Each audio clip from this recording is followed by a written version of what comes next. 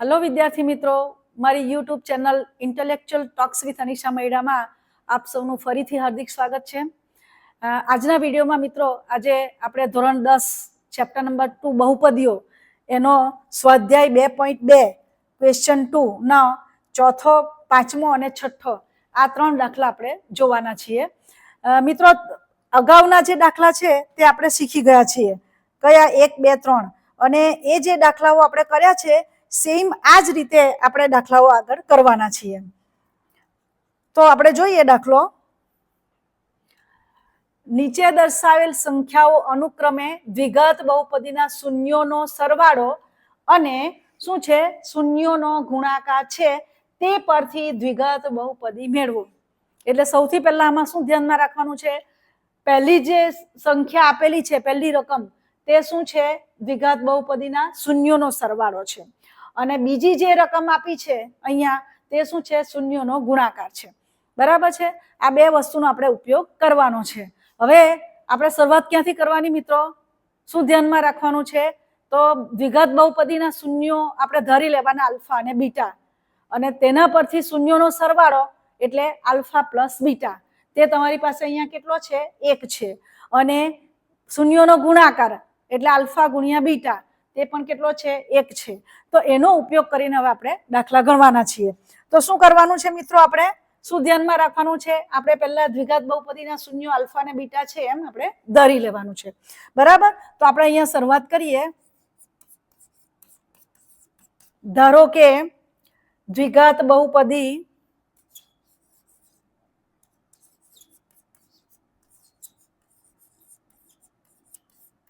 ना शून्यो आल्फा अने बीटा होय तो शुं करवानुं, शून्योनो सरवाळो केटलो छे आल्फा प्लस बीटा ते केटलो आप्यो छे तमने 1 आप्यो छे अने शून्योनो गुणाकार आल्फा गुणिया बीटा ए पण केटलो आप्यो छे 1 आप्यो छे। बराबर, હવે આપણે શું કરવાનું છે, આલ્ફા પ્લસ બીટા વાળું દ્વિઘાત બહુપદીનું જે સમીકરણ છે આપણે દ્વિઘાત બહુપદીનું જે સ્વરૂપ છે તેનો આપણે અહીંયા ઉપયોગ કરવાનો છે।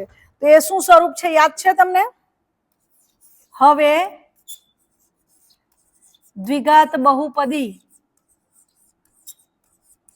કઈ લેવાની છે, આલ્ફા પ્લસ બીટા અને આલ્ફા માઇનસ બીટા વાળી। યાદ આવ્યું કે શું લખવાનું, एक्स स्क्वेर वच्चे अहींया माइनस नु चिन्ह, पहलू माइनस नु चिन्ह अने पछी आवशे प्लस नु चिन्ह, अल्फा प्लस बीटा गुणिया एक्स वत्ता अल्फा गुणिया बीटा। बराबर, एना परथी आपणे आपणुं समीकरण मेळववानुं छे। एटले आ अहीं ज्यां अल्फा प्लस बीटा छे त्यां एनी किंमत मूकवानी छे 1 અને આલ્ફા ઇન્ટુ બીટા છે તેની કિંમત મૂકવાની છે 1। એટલે આપણે લખીએ અહીંયા x square minus alpha plus beta શું છે આપણી પાસે 1 છે એટલે 1 ઇન્ટુ x પ્લસ આલ્ફા ગુણ્યા બીટા પણ કેટલા છે 1 છે। બરાબર છે, હવે આપણે શું કરીશું, એને સાદુરૂપ આપીશું। તો સાદુરૂપ આપતા આપણી પાસે શું આવશે, x square minus 1 into x એટલે શું આવવાનું माइनस एक्स प्लस 1। बराबर है, एने तमे आ स्वरूपे पण लखी शको, कॉमन कई नथी एटले शुं लखी देवानुं 1 लखवानो। बराबर है, एक नी जग्याए आपणे इन जनरल शुं लखवानुं के नी किंमत कोई पण होई शके ज्यां के इक्वल टू अहींया केटला छे आपणी पासे 1 छे। बराबर, एटले आपणे अहींया लखीशुं आम के कौंस में x square minus x plus 1 ए शुं छे मागेल द्विघात बहुपदी छे।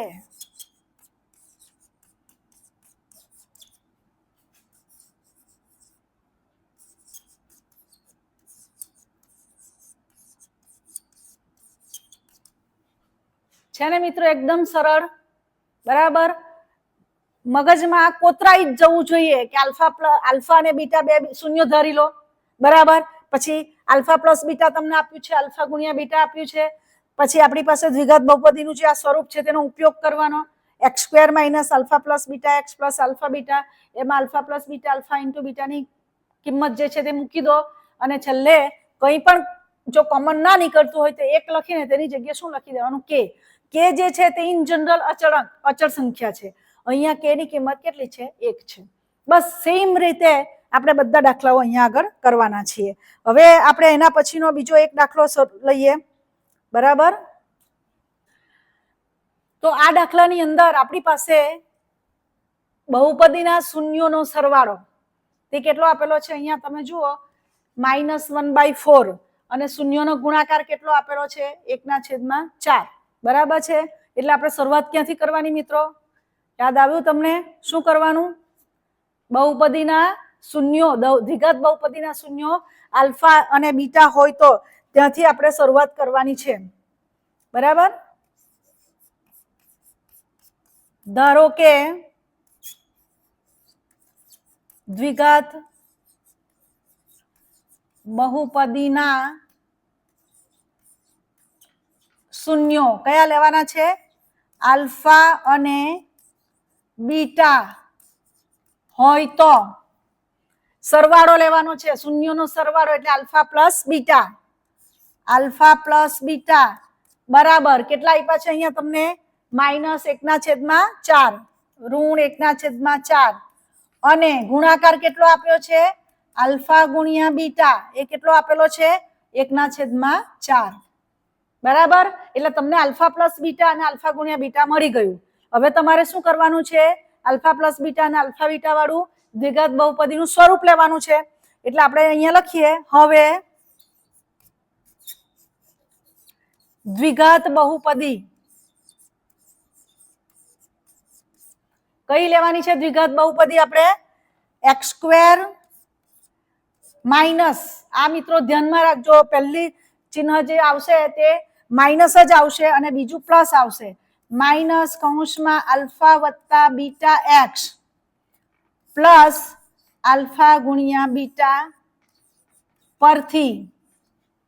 બરાબર, શું લખવાનું છે અહીંયા? આલ્ફા પ્લસ બીટાની કિંમત મૂકવાની છે -1/4 અને આલ્ફા બીટાની કિંમત મૂકવાની છે 1/4. તો તે આપણે મૂકી દઈએ. x² માઇનસ, ચલો આલ્ફા પ્લસ બીટા શું છે? -1/4 એટલે -1/4 એક્સ વત્તા આલ્ફા બીટા કેટલા છે આપણી પાસે? 1/4. બરાબર, હવે બહુ સરળ છે. શું કરવાનું? સાદુરૂપ આપવાનું છે. તો બરાબર આપણે લખી દઈએ. અહીંયા શું આવશે? x².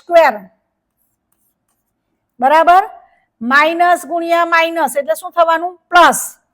એટલે આપણે અહીંયા લખીશું પ્લસ 1/4 એક્સ. બરાબર છે, અને અહીંયા શું આવશે? પ્લસ 1/4. હવે છેદ આવ્યો એટલે શું? સીધું વિચારી દેવાનું કે લસાઅ લેવાનો છે. બંનેમાં છેદમાં 4 છે એટલે લસાઅ કેટલો થશે? 4 થશે. બરાબર છે, એટલે અહીંયા 4 વડે ગુણો 4x નો વર્ગ વત્તા અહીંયા 4 છે એટલે 1 ગુણ્યા x એટલે x અને આમાં 4 છે એટલે કેટલા રહેશે? 1/1 રહેશે. બરાબર, 1/4 ને કૌંસની બહાર લખી દો એટલે 4x નો વર્ગ વત્તા x વત્તા 1. બરાબર, હવે શું કરવાનું છે? આપણે 1/4 ની જગ્યાએ k લખી દો. 4x નો વર્ગ વત્તા x વત્તા 1 જ્યાં k ઇક્વલ ટુ શું છે? 1/4.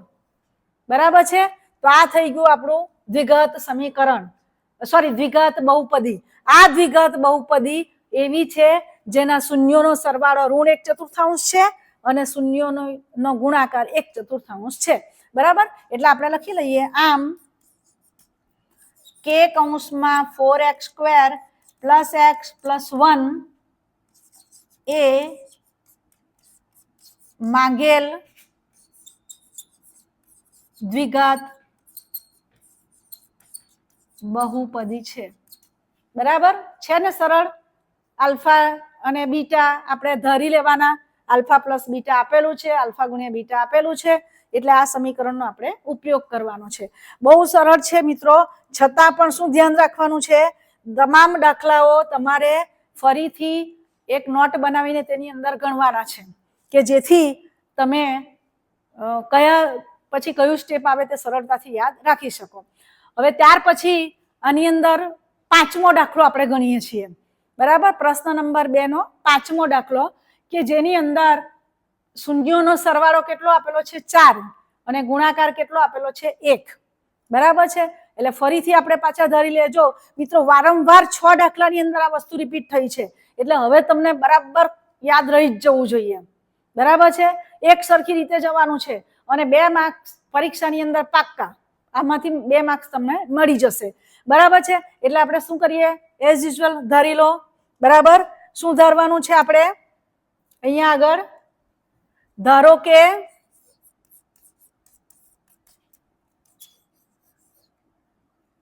દ્વિઘાત બહુપદીના શૂન્યો કયા લેવાના છે? આલ્ફા અને બીટા હોય તો શું? શૂન્યોનો સરવાળો એટલે આલ્ફા અને બીટાનો સરવાળો એટલે alpha plus beta. Alpha plus beta equal to કેટલા છે આપણી પાસે? 4 અને આલ્ફા ઇન્ટુ બીટા બરાબર કેટલા છે આપણી પાસે? 1. બરાબર, એકદમ સરળ. હવે ફરી પાછું યાદ કરો કયું સ્વરૂપ લેવાનું છે. હવે દ્વિઘાત બહુપદી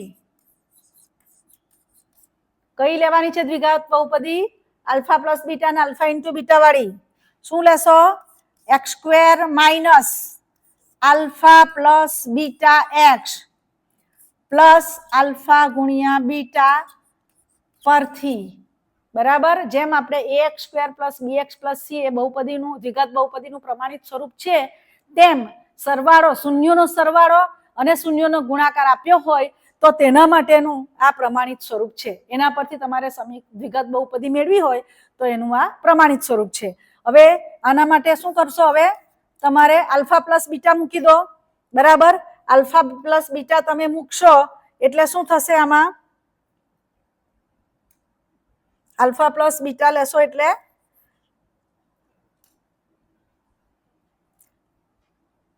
આલ્ફા પ્લસ બીટાની કિંમત અહીંયા મૂકી દો 4x વત્તા આલ્ફા બીટા કેટલા છે? 1. હવે આપણે સાદું રૂપ આપીશું એટલે શું થશે? x² માઇનસ 4 ગુણ્યા x એટલે શું થશે? 4x વત્તા 1. બરાબર છે. હવે આપણે અહીંયા આ સંખ્યાઓમાંથી કોઈ પણ સંખ્યા કોમન નથી નીકળતી. જ્યારે કોઈ સંખ્યા કોમન ન હોય ત્યારે આપણે કેટલા લઈ લેવાના? 1 કોમન લઈ લેવાના, સામાન્ય 1 લઈ લેવાના. એટલે x² માઇનસ 4x પ્લસ 1.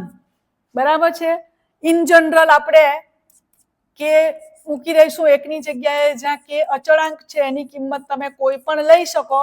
આ દાખલાની અંદર k ઇક્વલ ટુ તમારી પાસે કેટલા છે? 1 છે. એટલે આ તમારું માગેલ દ્વિઘાત બહુપદી છે. બરાબર, એટલે આપણે લખી શકીએ આમ k કૌંસમાં x² માઇનસ 4x પ્લસ 1 એ માગેલ દ્વિઘાત બહુપદી છે.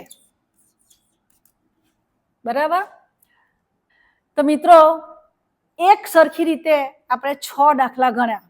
બરાબર, એટલે તમને મગજમાં આની રીત જે છે કે કયા પછી કયું સ્ટેપ આવે બરાબર મગજમાં ફિટ થઈ ગયું હશે.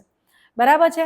એટલે હવે તમને જે એક્સરસાઇઝ અહીંયા આપવાની છું એ એક્સરસાઇઝ તમે ખૂબ ઝડપથી તમારી નોટની અંદર તમે કરી શકશો. બરાબર, શું છે પહેલો દાખલો જુઓ. દ્વિઘાત બહુપદીના શૂન્યોનો સરવાળો અને ગુણાકાર અનુક્રમે 1/4 અને ઋણ 1 છે તો તે પરથી દ્વિઘાત બહુપદી મેળવો.